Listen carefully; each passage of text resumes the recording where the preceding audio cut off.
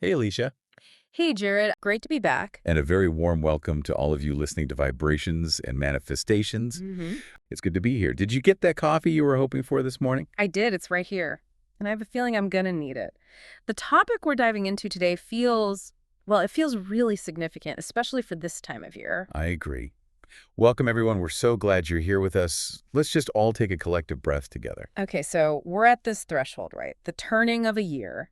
And for a lot of us, depending on where you are in the world, that can feel very different. It really can. You might be in the middle of winter feeling that inward pull to reflect and review. Or you could be in summer, full of that expansive energy, all momentum and light. But either way, this moment is a turning point. It's a doorway.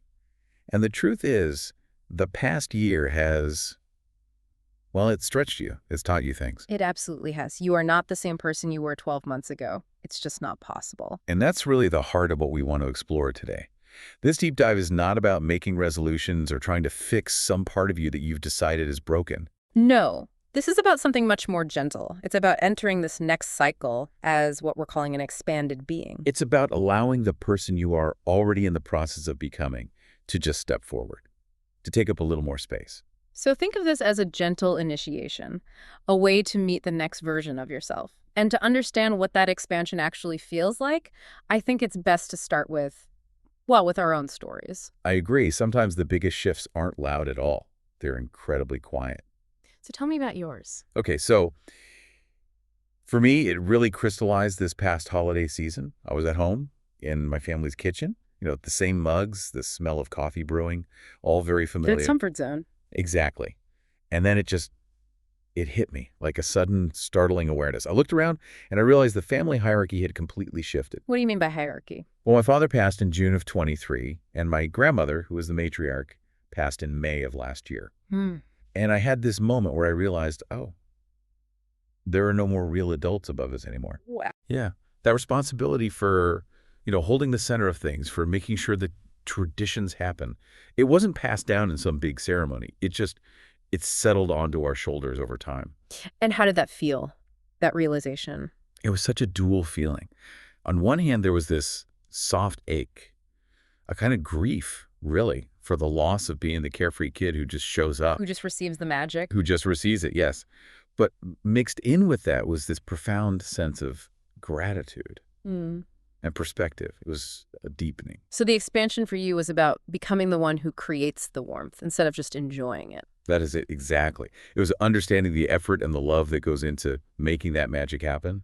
And it shows up in the smallest ways. Like what? I know this sounds silly, but getting socks for Christmas. Okay. As a kid, it's a disappointment relief. But this year, I opened a pair of really nice warm socks, and I just felt this wave of care. I understood it wasn't just a thing. It was comfort. It was presence. The value completely changed because your role changed. Yes. And that's the takeaway for me.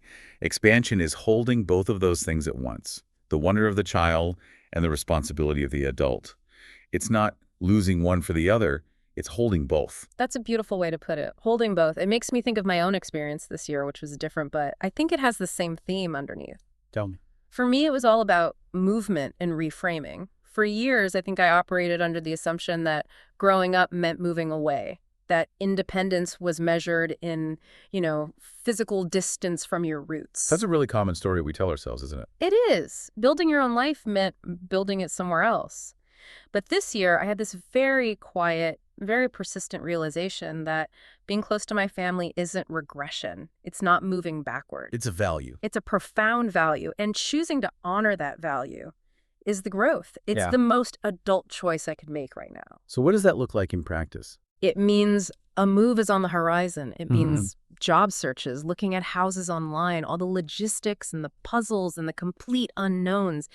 It's a little terrifying, Gosh. but the motivation behind it is so clear. It's not about some grand achievement. It's about wanting more ordinary moments, more shared time. I have this really vivid picture in my head of what next Christmas could feel like, just belonging. So your expansion isn't about going farther out into the world. No, I think for me, expansion this year is about going deeper. It's about becoming more of who I actually am now that I don't feel the need to prove my independence to anyone anymore. And when we put our two stories together, it's so clear, isn't it? Yeah, expansion doesn't always feel like fireworks. It's subtle. It's like noticing that door in a familiar room that you swear was never there before. And it brings up this strange mix of feelings. There's excitement, for sure, but there's also a ton of vulnerability.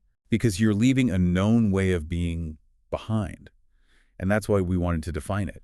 Expansion feels like that moment when your inner world, your sense of what's possible for you, becomes just slightly bigger than your outer world. And your dreams, they start whispering just a little bit louder than your doubts. That's the feeling. Yeah. And it leads us to this really core teaching. Right. Because the way we usually approach this stuff is with so much effort. The hustle. The grind. The idea that you have to struggle and push and force yourself to grow. And what we're exploring today is a radical departure from that. It says that expansion isn't something you earn or hustle for. It's the natural rhythm of being alive. It's so much more like nature. You expand the way the seasons change. There's a time for outward growth and then a time for pulling in, or like the tide, It has to pull all the way back before it can move forward again. That idea that growth is cyclical, not this constant linear climb up a mountain, that takes so much pressure off. It does. It means if you're in a slow phase or a confusing one or a time where you had to let something go, that's not failure. Yes. That's preparation. That is the preparation. Every single phase of your life has been preparing you for what's next, especially the messy ones. The ones that required letting go of an old dream or an old identity. Those are the moments that create the space for the new thing to come in. And that energy of the next year, it doesn't just show up on January 1st. No, the calendar is arbitrary. Completely. It begins the moment you decide that you're becoming your own evolution actually matters. Right. That's the moment the energy shifts. And that's what you call pre-paving the future. Can we break that down? What does it actually mean to pre-pave? It means you lead with your identity. It's about openness, a quiet readiness, and just a willingness to let yourself become more. So instead of making a list of things to do, you focus on who you need to be. You've got it. You pre-pave the future with the state of being you want to experience. You don't wait for the external world to change to give you permission to feel that way. You embody it now. Which feels very spiritual in a way. But there's actually some hard science that backs this up, right? This is where we get to bridge the two. Yes. This isn't just wishful thinking. Your brain is literally designed for this kind of change. It's called neuroplasticity. We hear that word a lot, but I think people have a very surface-level understanding of it. I agree. It's not just that your brain can change. It's that it's constantly changing. You are always, right now, wiring yourself toward who you believe you are. Through our repeated thoughts, the stories we tell about ourselves. The expectations you hold. Every time you think a thought, you're strengthening a neural pathway. The more you walk that path, the more it becomes a default road in your brain. So when you imagine a future version of yourself, this expanded self-experience, you're not just daydreaming. No, you are giving your nervous system a rehearsal. You're telling your brain, this is where we're going. And your perception, your choices, they all start to subtly shift to align with that rehearsal. You start to notice things you wouldn't have noticed before. It's like you're tuning your brain to a new frequency. That's a great way to put it. And on the spiritual side, we can call that an energetic imprint. Expectation is an energetic imprint. Imprint, what does that mean? It means what you expect, you prepare for. And what you prepare for, you allow into your reality. If you expect the year to be a struggle, you will unconsciously prepare for struggle. You'll look for evidence of it everywhere. And you'll find it. You'll always find it. But if you expect to be supported, to find ease, to expand, you prepare for that. You start acting like someone who is supported, and then you allow those opportunities in. So the conclusion here is that we are always becoming something that's not optional. Evolution is constant. The only real choice we have is whether we are becoming by default, just reacting to whatever life throws at us, or by design. Intentionally choosing who we are becoming. By design. And that's not about control. It's about gentle, intentional direction. Which is the perfect place to pivot from the theory into the actual practice. How do we do this in real time? Okay, so this is where we invite you, our listener, to really join us. Find a comfortable spot, settle in, soften your shoulders, just let your breath deepen a little bit. You don't need anything for this but your own presence. We're going to start with the first tool, which is a visualization, a way to meet this expanded self. That's right. So if it feels safe for you, go ahead and close your eyes or just soften your gaze. And we're going to take a little journey. I want you to imagine yourself 1 year from now. But this isn't some big fantasy. Don't imagine yourself on a yacht or winning the lottery. Just imagine an ordinary day. You're in your home, maybe you're making coffee or sitting at your desk. It's just a normal Tuesday. And as you see this future version of you, just notice how they carry themselves. Notice how they move through the room. There's probably a sense of being grounded, isn't there? A little or more settled in their own skin. Now, ask this future self a question, silently. What feels lighter in your life? What do you no longer worry about? What do you trust now that I am still learning to trust? Just observe them, their posture, their energy. Now, let this future you turn toward you, the you that is listening right now. They don't hold any pressure for you. There's no judgment, just recognition and a deep tenderness. They remember being you. And now, let them say one sentence to you. It's not advice, it's just one necessary truth that you need to hear right now. Let that sentence land. Just receive it. And take a deep breath. Know that this was a rehearsal for reality. Your nervous system is learning what your future already knows is true. You can open your eyes whenever you're ready. That feeling, that is the state we're talking about. And that leads us right into the second tool, which is a set of questions, but these aren't tests. No, not at all. Think of them as seeds of inquiry. You can write them down or just hold them in your mind as you go for a walk or drive. Okay, so the first question is, who am I becoming next? Not who do I want to become, but who am I becoming? It implies the motion is already happening. The second question, what am I ready to allow? I love this one because it's about surrender, not striving. What good are you ready to let into your life? Ease, support, joy. Number 3 is powerful. What no longer fits the version of me I am growing into? This helps you identify what you're ready to let go of. A belief, a habit, a relationship. It's about creating space.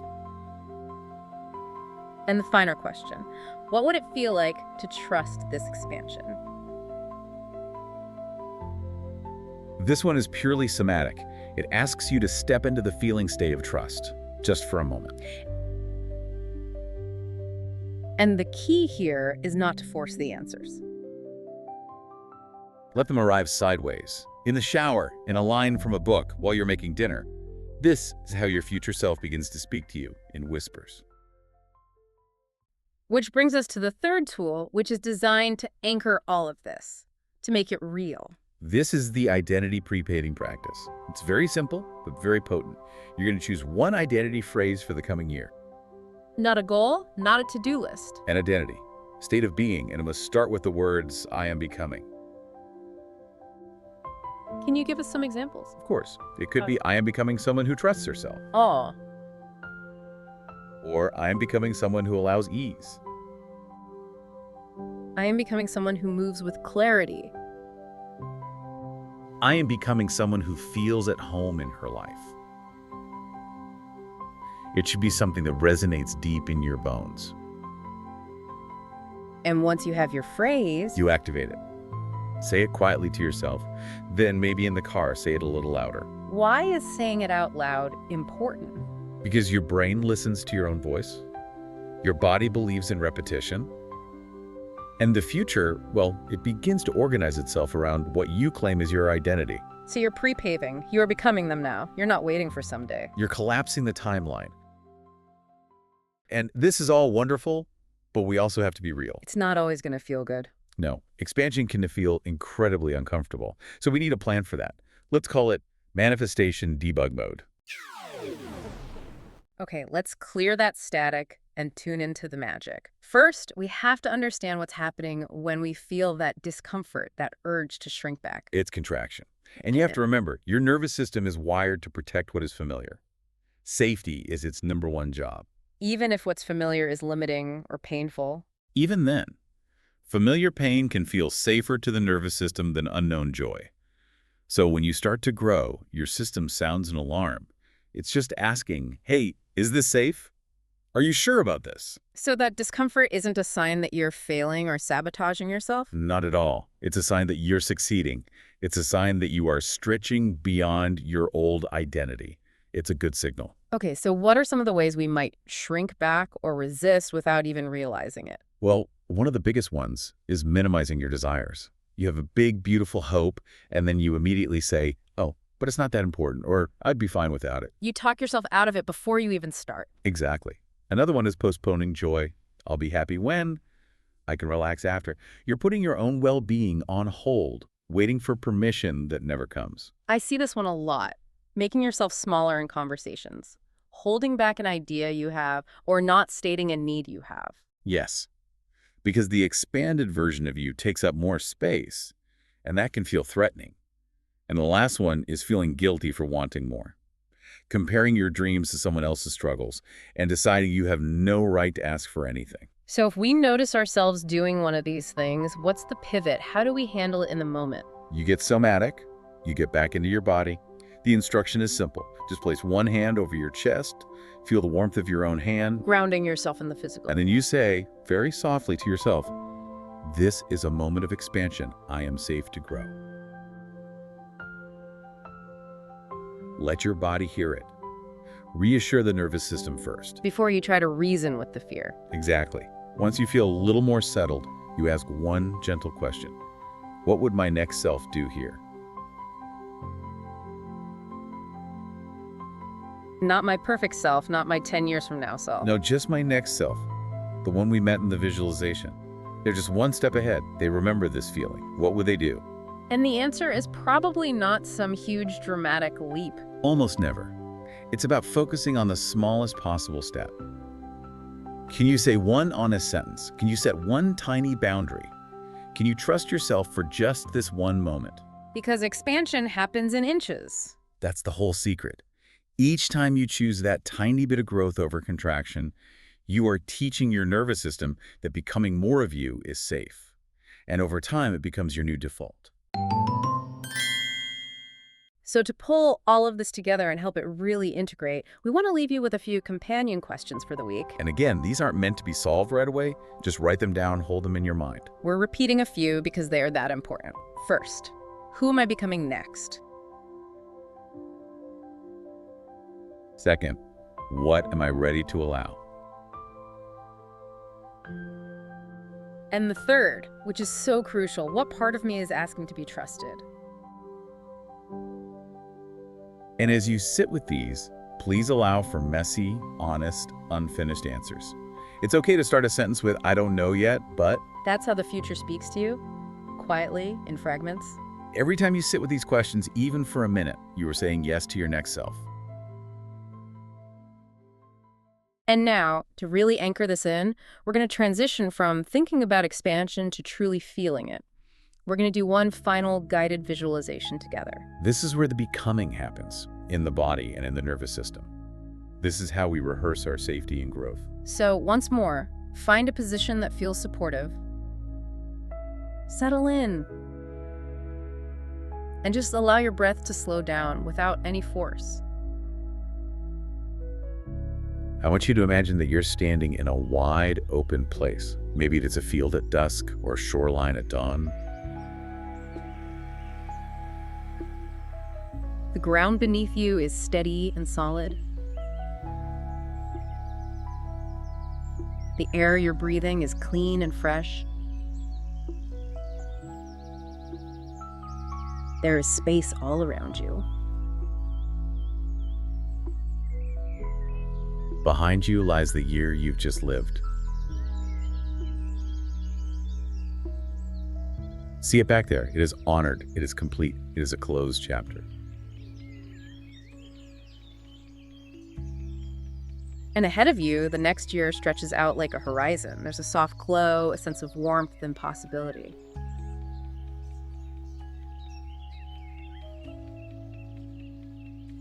And you see a figure walking towards you from that horizon.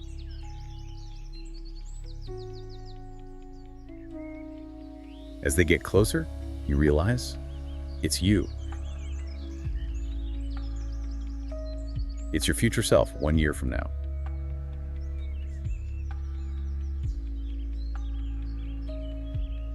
Notice their ease, their grounded presence, that quiet confidence they carry.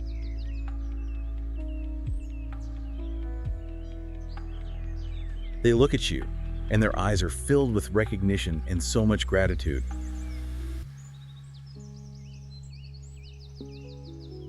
They remember this exact moment. They are so grateful to you for showing up for them. They stop a few feet in front of you and they speak one sentence. The sentence is, "You are ready."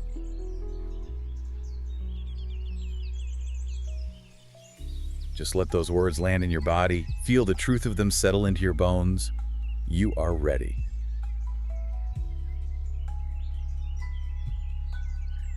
Now, your future self reaches out and places a hand gently over your heart.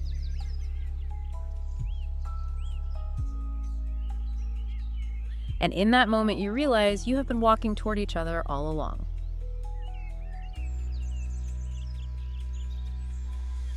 This isn't a stranger. This is a remembering.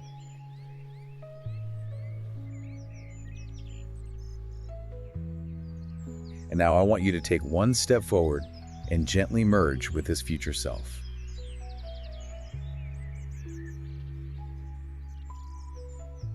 Feel their calm settle into your posture. Feel their clarity settle into your breath.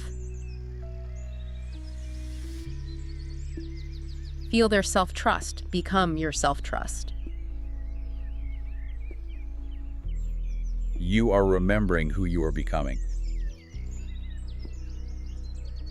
Because this version of you is already forming right now.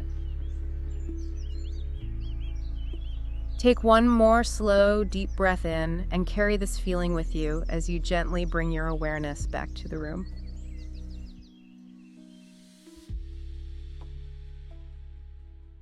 So let's just recap this journey we've been on. This whole deep dive wasn't about setting goals. It was about remembering that you are already in motion. We looked at how expansion shows up in those quiet role shifts, in the realignment of our values.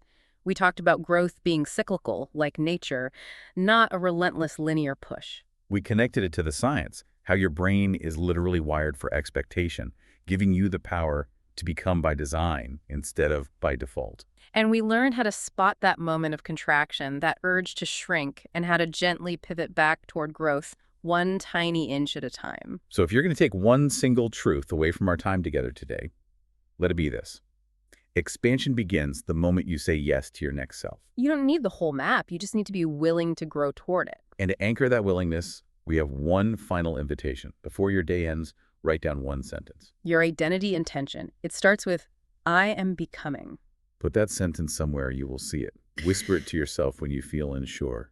It's not about scripting the future. It's about recognizing the identity that is already coming into being. It's a profound reframe. And we want you to leave here knowing that you are not behind. You are not late. You are right on time for your own becoming. You are allowed to grow, to change, to expand. Every single season of your life has prepared you for this one. And the version of you that is coming is already so grateful that you said yes today. Thank you so much for sharing this space and this deep dive with me.